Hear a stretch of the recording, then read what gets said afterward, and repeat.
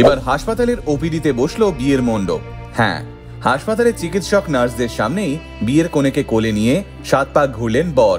পুরুতমশাই মন্ত্রও পড়লেন, আর তারপর নতুন বউকে হাসপাতালে রেখেই বরযাত্রী সহ বাড়ির উদ্দেশ্যে রওনা দিলেন বর। না, এটা কোনো বলিউড সিনেমার অতিরঞ্জিত স্ক্রিপ্ট নয়, বরং মধ্যপ্রদেশের রাজগড়ের সরকারি হাসপাতালে মধ্যরাতের ঘটনা এটা।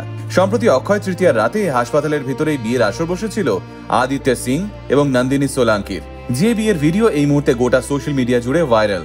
কিন্তু কেন বিয়ের মণ্ডপ ছেড়ে হাসপাতালে বিয়ে করতে হলো এই যুবক যুবতীকে? আসুন আজকের এই ভিডিওতে সেই বিষয়ে বিস্তারিত জেনে নিই। প্রতিটি মানুষের জীবনে বিয়ে বিষয়টা অত্যন্ত গুরুত্বপূর্ণ একটা বিষয়, তাই বিয়ের দিনটা সব মানুষের জীবনে খুব স্পেশাল একটা দিন। কিন্তু দুঃখের বিষয়, এই স্পেশাল দিনটা নিয়ে আদিত্য এবং নন্দিনী যা যা স্বপ্ন দেখেছিলেন তার কোনোটাই পূরণ হয়নি তাদের। ওই যে কথায় আছে না, মানুষ যা ভাবে তা সবসময় পূরণ হয় না, বরং অনেক সময় যেটা ভাবে না সেটাই হয়। বিয়ের ডেট ফিক্সড, সমস্ত অ্যারেঞ্জমেন্ট ডান, বাড়িতেই আত্মীয় স্বজনের আনাগোনা শুরু হয়ে গেছে। দুই বাড়িতেই তখন বিয়ের শেষ মুহূর্তের প্রস্তুতি তুঙ্গে। কিন্তু দুর্ভাগ্যবশত ঠিক সেই সময়ে বিয়ের ঠিক হাতে গোনা কয়েকদিন আগে গুরুতরভাবে অসুস্থ হয়ে পড়েন নন্দিনী। নন্দিনীর হঠাৎ অসুস্থতায় রীতিমতো মাথায় বাজ পড়ে গোটা পরিবারে। অবস্থা বেগতিক দেখে রাতারাতি নন্দিনীকে হাসপাতালে ভর্তি করতে হয়। প্রথমে অবশ্য কুম্ভরাজের হাসপাতালে ভর্তি করা হয়েছিল নন্দিনীকে, কিন্তু সেখানে ভর্তির পর নন্দিনীর অবস্থার আরো অবনতি ঘটতে শুরু করে।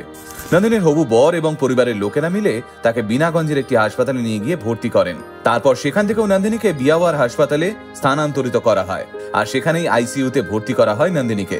এই হাসপাতালে এসে নন্দিনীর অবস্থার উন্নতি হতে শুরু করে, কিন্তু চিকিৎসকেরা যখন জানতে পারেন তার হাতে গোনা কয়েকদিন পরেই বিয়ে, তখন তারা বাড়ির লোককে পরামর্শ দেন নন্দিনীর শরীর বিয়ের ধকল নেওয়ার মতো অবস্থায় নেই। এরপর নন্দিনীর পরিবারের মানুষেরা বলেন এই বছরের অক্ষয় তৃতীয়ার দিনটা অত্যন্ত শুভ, তাই নন্দিনী এবং আদিত্য দুজনেরই বহু প্রতীক্ষিত বিয়ের দিন ছিল এটা। তাই কোনোভাবে যদি হাসপাতালের মধ্যেই বিয়ের আয়োজন করা সম্ভব হয় তাহলে খুব ভালো হয়। নন্দিনীর বাড়ির মানুষেরা হাসপাতাল কর্তৃপক্ষের কাছে আবেদন করেন অক্ষয় তৃতীয়ার দিন হাসপাতালে তাদের বিয়ের সম্মতি দেওয়ার জন্য। হাসপাতাল কর্তৃপক্ষ বিষয়টি মানবিকতার দিক থেকে বিচার করে নন্দিনীর পরিবারকে জানিয়ে দেন তারা সব রকম সহযোগিতা করবেন, তবে এই বিয়ে মধ্যরাতে হবে এবং যতটুকু নিয়ম রক্ষার্থে করা সম্ভব ততটুকুই করতে হবে। এই বিয়ের জন্য যেন অন্য কোনো রোগীকে অসুবিধার মধ্যে পড়তে না হয় সে বিষয়েও খেয়াল রাখতে হবে। এরপর মধ্যরাতেই হাসপাতালের আউটডোর বিভাগে বসে বিয়ের মণ্ডপ। মণ্ডপটি ফুল দিয়ে সাজানো হয়। গুটি কয়েক বরযাত্রী নিয়ে হাসপাতালেই হাজির হন আদিত্য, আর তারপর পরিবারের কিছু ঘনিষ্ঠ লোকজন, চিকিৎসক এবং নার্সদের সামনেই 4 হাত এক হয় আদিত্য এবং নন্দিনীর। নার্সদের সহযোগিতায় বিয়ের দিন নন্দিনী সেজে ওঠেন লাল লেহেঙ্গাতে, মালা বদলও হয় নিয়ম মেনে। এরপর অগ্নিকে সাক্ষী রেখে 7 পাক ঘোরেন বর বউ দুজনেই। যদিও নন্দিনীকে আর কষ্ট করে পায়ে হেঁটে ঘুরতে দেননি আদিত্য, বরং একদম হিরোদের মতোই অসুস্থ নন্দিনীকে কোলে নিয়ে 7 পাক ঘোরেন তিনি, যা দেখে উপস্থিত সকলেই আবেগপ্রবণ হয়ে পড়েন এবং তারপর হয় সিঁদুর দান। সকলেই ফুল ছুঁড়ে নবদম্পতিকে আশীর্বাদ করেন। এরপর রাত 1টা নাগাদ সম্পূর্ণ আচার অনুষ্ঠান সেরে বরযাত্রী কনেযাত্রী দুপক্ষই বাড়ি ফিরে যায়। হাসপাতালে চিকিৎসকেরা জানান নন্দিনী ধীরে ধীরে সুস্থ হয়ে উঠছেন, ওর আরও বিশ্রাম দরকার। তবে ভালো লাগলো মেয়েটার এইরকম পরিস্থিতিতেও ওর ইচ্ছেটুকুকে সম্মান দিল ওর স্বামী। আর নন্দিনী আদিত্যের এই বিয়ের 7 পাকের ঘোরার ভিডিওটি ঝড়ের বেগে ভাইরাল হতে শুরু করে গোটা দেশে।